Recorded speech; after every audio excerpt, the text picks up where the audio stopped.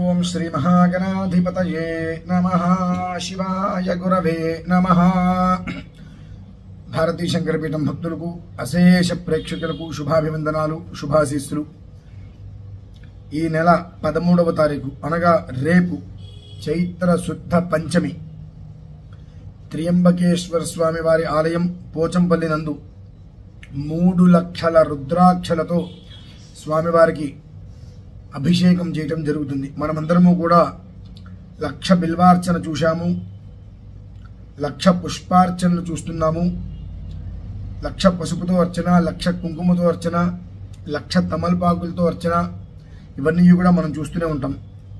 అందులో పసుపు కుంకుమ అనేటువంటి ఆ 2 పక్కన పెడితే మిగిలినటువంటి ఏవైతే కనుక మనం రకరకాల పుష్పాలతో అర్చన చేస్తూ ఉంటాం, బిల్వాలతో అర్చన చేస్తూ ఉంటాం, తమలపాకులతో అర్చన చేస్తాం, తులసీదళాలతో అర్చన చేస్తుంటాం.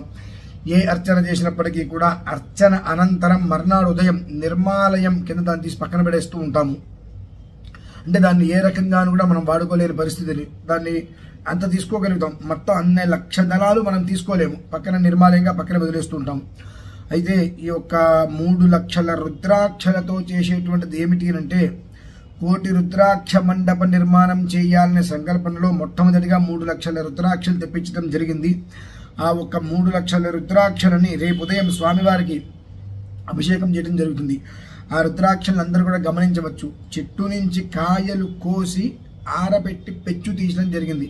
అందులో ఆ రుద్రాక్షలు అనేటువంటిది లోపల మనకు రంధ్రం ఉంటుంది, అది ఒకవైపే ఉంటుంది, మరొక వైపు రంధ్రం అనేటువంటిది పెట్టాలి, రాదు. అలా చెట్టు నుంచి కోయించి వాటిని ఆరబెట్టి పెచ్చు తీయించి ఆ ఒక రుద్రాక్షని తెప్పించడం జరిగింది. ఆ రుద్రాక్షలతో రేపు ఉదయం నుంచి సాయంత్రం వరకు కూడా 1,100 కలశాలతో స్వామివారికి ఆ రుద్రాక్షలను సమర్పణ చేయడం జరుగుతుంది. అనంతరం 5 రోజుల పాటు ఆ ఒక్క రుద్రాక్షల్ని అందులోనే ఉంచి 5వ రోజు తర్వాత నుంచి ఆ రుద్రాక్షలతోటి చక్కగా ఆలయం మొత్తము కూడా రుద్రాక్ష మండప నిర్మాణానికి ఆ రుద్రాక్షల్ని వినియోగించడం జరుగుతుంది.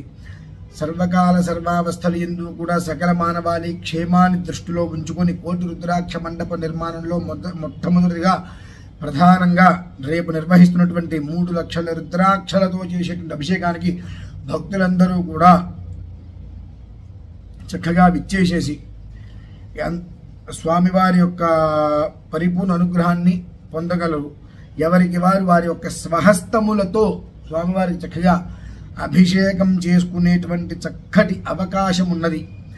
1 కలశమా, 2 కలశాల, 11 కలశాల, 100 కలశాలు చేస్తారా, ఎవరి యథావకాశం వాళ్ళు, ఎవరికి ఎంత ఓపిక ఉన్నట్లయితే అంత చక్కగా అన్ని కలశాలతో స్వామివారికి అభిషేకం చేసుకుని ఆ ఒక స్వామివారి యొక్క పరిపూర్ణమైన అనుగ్రహానికి మీరందరూ కూడా పాత్రులు కావాలి అని కోరుకుంటున్నాను. ఓం శ్రీ మహాగణాధిపతయే నమో నమః.